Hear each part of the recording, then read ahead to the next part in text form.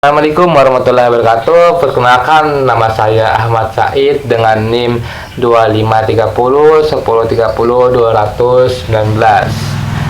Saya dari Universitas Palangkaraya, Fakultas Ekonomi dan Bisnis, Prodi Manajemen kelas D.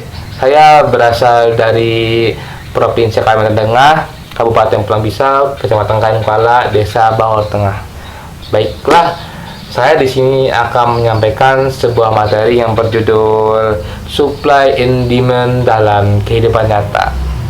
Baiklah, tanpa banyak basa-basi lagi, langsung saja kita cekidot. Baik, yang pertama ada hukum permintaan dalam kurung supply.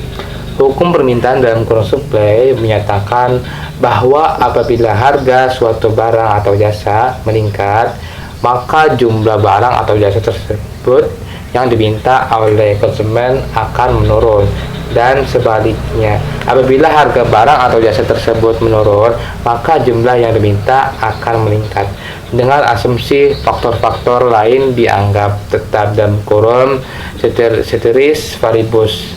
Hal ini terjadi karena konsumen cenderung mencari harga yang lebih murah agar dapat memenuhi kebutuhan mereka dengan anggaran yang terbatas. Oleh karena itu, hubungan antar harga dan jumlah diminta bersifat berbanding terbalik. Yang kedua ada hukum penawaran dalam kurung demand. Hukum penawaran dalam kurung demand menyatakan bahwa apabila harga suatu barang atau jasa meningkat, maka jumlah barang atau jasa yang ditawarkan oleh produsen juga akan meningkat, dan sebaliknya, apabila harga menurun, maka jumlah yang ditawarkan akan menurun. Dengan asumsi faktor lain tetap dalam kurung ceteris paribus. Hal ini terjadi karena produsen terdorong untuk menjual lebih banyak barang ketika harga tinggi agar memperoleh keuntungan yang lebih besar. Dengan kata lain, hubungan antara harga dan jumlah yang ditawarkan bersifat berbanding lurus. Contoh nyata supply and demand dalam kehidupan nyata.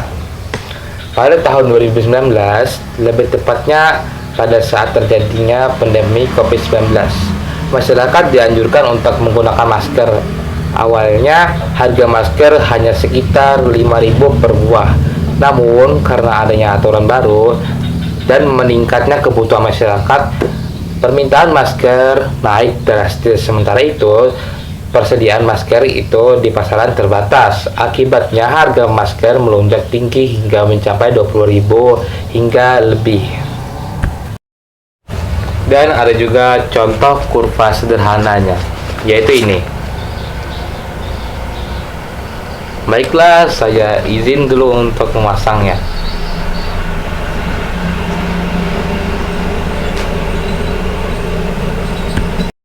Baiklah, di sini ada dua tabel.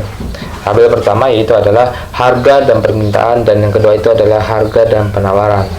Untuk tabel yang pertama, harga dan permintaan, harganya itu ada 20.000 dan 13 permintaan, 12.000, 11 permintaan, 10.500 dan 10 permintaan, 9.000, 8 permintaan, 8.500, 7 permintaan, 7.000, 6 permintaan, 6.500, 5 permintaan. Sedangkan untuk tabel yang harga dan penawaran ada 20.000, 5 penawaran, 12.000, 6 penawaran, 10.500, 7 penawaran, 9.000, 8 penawaran, 8.500, 10 penawaran, 7.000, 11 penawaran, dan 6.500, 13 penawaran. Dan ada juga untuk diagram Gufra untuk tata letak harga ada di sebelah kiri, dan untuk tata letak permintaan dan juga penawaran itu ada di bawah. Baiklah, di sini ada kurva permintaan dalam kurung demand curve D. Kurva permintaan menunjukkan hubungan antara barang dan jumlah barang yang diminta oleh konsumen. Hubungan permintaan mengatakan bahwa jika harga naik, maka jumlah barang yang diminta turun. Dan jika harga turun, jumlah barang bisa naik. Biasanya contoh kurva permintaan ini tuh dari kiri atas ke kanan bawah.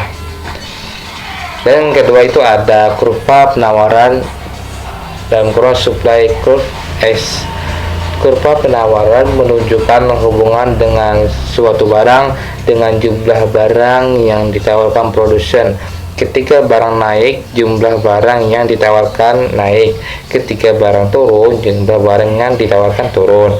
Kurva penawaran biasanya ini ditemukan dengan tulisan kurva naik dari kiri bawah ke kanan atas. Dan yang ketiga itu ada titik keseimbangan dalam kurung equilibrium point E, titik di mana kurva penawaran dan kurva permintaan bertabrakan, dan inilah yang disebut titik keseimbangan.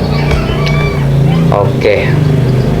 Baiklah, di sini saya menyimpulkan, menurut saya metode supply and demand ini dapat menjadi alternatif yang penting dalam mengambil keputusan bisnis dalam jangka panjang, karena membantu perusahaan memahami mekanisme pasar dan perilaku konsumen secara rasional. Selain itu, penerapan konsep ekonomi ini juga memungkinkan bisnis untuk mengantisipasi perubahan kondisi pasar seperti fluktuasi harga bahan baku, perubahan tren konsumen, atau masuknya pesaing baru. Dengan dasar analisis tersebut, putusan bisnis yang diambil tidak bersifat spekulatif, melainkan didukung oleh data dan logika ekonomi yang kuat.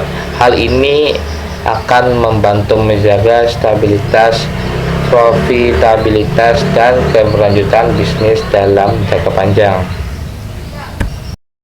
Oke, sekian yang bisa saya sampaikan. Untuk semua kekurangan dan kesalahan dan apa-apa hal yang lain yang tidak mengenakan, mohon dimaklumkan dan saya banyak-banyak minta maaf.